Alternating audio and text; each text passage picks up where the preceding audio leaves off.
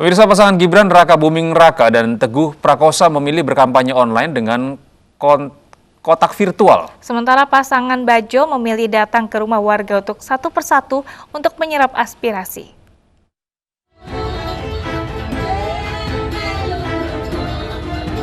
Pasangan calon nomor urut 2 Pilkada Surakarta, Bagio Wahono dan FX Suparjo berkampanye menemui warga dari pintu ke pintu.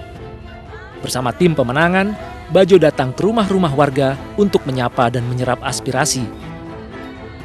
Bertemu langsung warga dari rumah ke rumah dianggap lebih efektif oleh Bajo untuk menarik simpati tanpa menimbulkan kerumunan yang bisa menyalahi protokol kesehatan. Dalam pertemuannya kali ini, calon wakil wali kota FX Suparjo fokus menyerap aspirasi dari pengusaha kecil yang kekurangan modal. Kita tetap akan melakukan kampanye dengan cara yang sama karena kami nilai dengan cara seperti ini sangat efektif, Mas. Memang dengan cara ini kan kita sangat membutuhkan banyak teman, banyak saudara yang tapi inilah cara yang paling efektif karena kalau kita dengan cara rapat umum, rapat terbuka kan kita sudah dibatasi jumlah peserta dan bahkan yang rapat terbuka sudah ditiadakan sehingga mau tidak mau kita juga harus melakukan bagaimana kita mendekatkan diri pada masyarakat. Sementara pasangan nomor urut 1, Gibran Raka Buming Raka dan Teguh Prakosa memilih berkampanye secara online. Untuk mencegah kerumunan orang di tengah pandemi, Gibran Teguh memilih menyapa warga dengan kotak virtual. Tim pemenangan Gibran Teguh membawa virtual box ke kampung-kampung, lalu dengan kotak ini, Gibran berkomunikasi secara langsung dengan warga.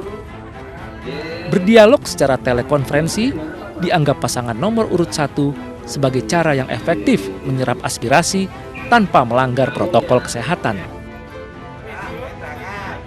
Kita biasanya mendatangi rumah warga satu persatu, kita dengarkan keluhan-keluhannya apa.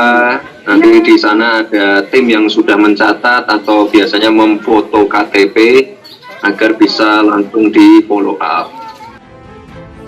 Agar tidak melanggar protokol kesehatan, kedua pasangan calon Pilwalkot Surakarta berencana tidak menggelar kampanye tatap muka dengan banyak warga karena bisa membuat kerumunan. Dari Surakarta, Jawa Tengah, Septiantoro, iNews melaporkan.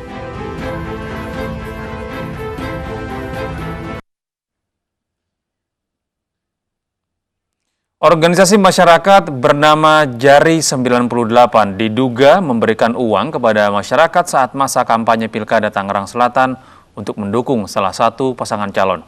Sementara Badan Pengawas Pemilu menemukan sejumlah pelanggaran pada hari pertama dan kedua kampanye Pilkada 2020. 300. Inilah video jaringan aktivis reformasi Indonesia atau Jari 98 yang membagikan uang kepada masyarakat di lapangan Ciater, Tangerang Selatan, Banten. Aksi ini bertepatan dengan dimulainya masa kampanye Pilkada 2020 pada 26 September lalu. Acara dimaksudkan untuk mendeklarasikan dukungan kepada pasangan nomor urut 3 yakni Benyamin Daphni dan Pilar Saga Ihsan yang berlaga dalam Pilkada Tangerang Selatan. Meski begitu, aktivis Jari 98 membantah aksi bagi-bagi uang ini untuk kepentingan politik. Aksi pengumpulan masyarakat ini juga dilakukan di masa pandemi yang diduga melanggar aturan protokol kesehatan. Deklarasi bahwa Jari 98 yang ada di Tangsel dukung nomor urut 3. Nomor urut 3. Benyamin. Ya, jadi nggak ada yang namanya nyawer itu buat kepentingan politik. Sementara itu, Bawaslu Kota Tangerang Selatan menyatakan akan menyelidiki temuan dugaan pelanggaran aksi pembagian uang serta pelanggaran protokol kesehatan oleh Ormas Jari 98. Selain itu, Bawaslu siap memberikan sanksi apabila kegiatan yang dilakukan Ormas ini terbukti melanggar Undang-Undang Pilkada.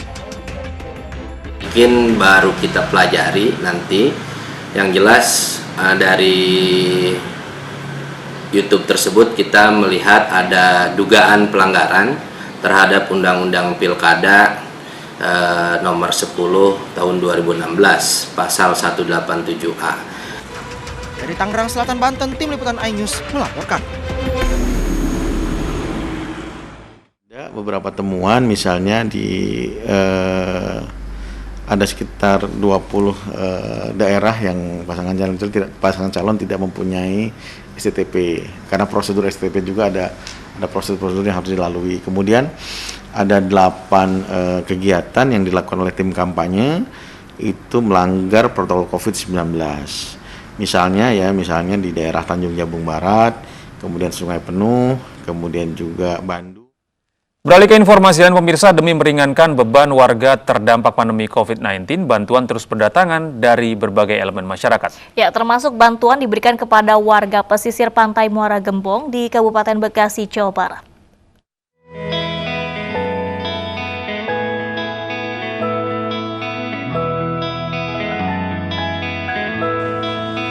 Kondisi pandemi COVID-19 di Kabupaten Bekasi, Jawa Barat kian hari kian meningkat.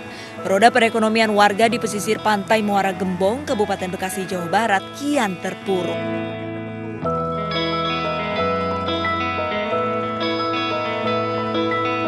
Sebagai wujud nyata meringankan beban warga, komunitas Jelajah Tanah Air atau Jelata dan PT Sasa Inti membagikan ratusan paket sembako di 4 RT di Kampung Bluk-Bluk dan Gobah di Desa Bahagia, Kecamatan Muara Gembong, Kabupaten Bekasi, Jawa Barat.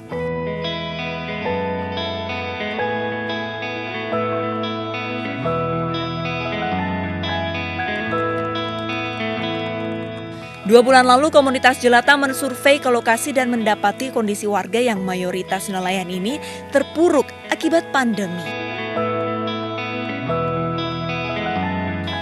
Guna meringankan beban warga terdampak COVID-19, komunitas Jelata membagikan sekitar 400 paket sembako dan ratusan masker.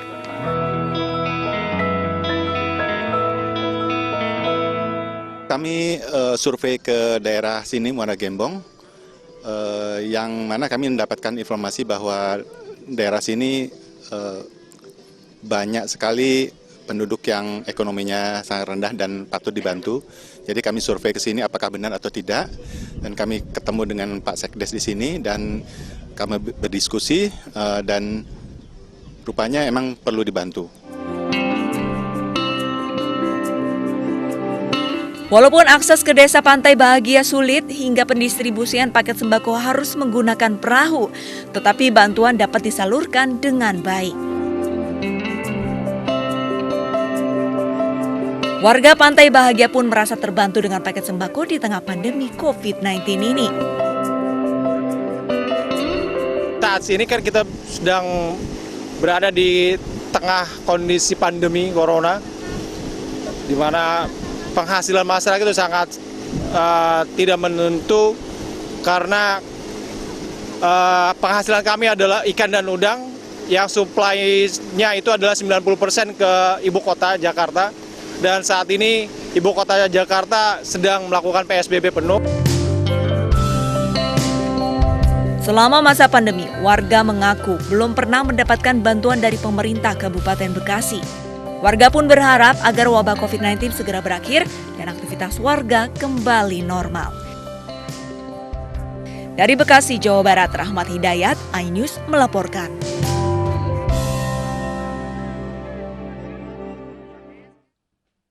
Pemirsa, ada beragam cara yang bisa dilakukan untuk tetap berbagi di tengah pandemi. Salah satunya memberikan keceriaan kepada tenaga medis yang masih berjuang melawan virus COVID-19. Seperti yang dilakukan tim MNC Peduli, berbagi kepada tenaga medis bisa menjadi penyemangat mereka dalam menjalankan tugasnya.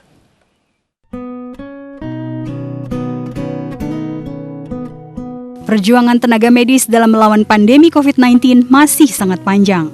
Sebagai garda terdepan dalam memerangi virus corona, mereka butuh dukungan seluruh elemen masyarakat. Salah satu bentuk dukungan datang dari MNC Peduli yang memberikan makanan dan minuman ringan kepada petugas kesehatan di Puskesmas Kecamatan Cipayung dan Puskesmas Kecamatan Ciracas, Jakarta Timur. Kami berharap bantuan ini bisa menjadi tambahan motivasi dan juga energi buat teman-teman untuk tetap semangat memberikan pelayanan kesehatan bagi masyarakat di dalam era pandemi COVID-19 ini. MNC Peduli sangat mengapresiasi tim medis Indonesia sebagai pahlawan garda terdepan dalam melawat pasien yang terdampak COVID-19. kita mengirimkan makanan kepada tim medis dan supporting tim lainnya. Dan ini merupakan bentuk kontribusi MNC Peduli dalam menyemangati tim medis untuk terus berjuang melaksanakan tugasnya. Tanpa pamrih dan tanpa kenal lelah, MNC Peduli akan terus menebar kebaikan bagi seluruh masyarakat yang terkena dampak pandemi COVID-19, terutama bagi tenaga medis yang tengah berjuang melawan COVID-19. Pemirsa di rumah bisa ikut berpartisipasi melalui rekening MNC Peduli yang tertera di layar kaca Anda. Tim Liputan iNews melaporkan.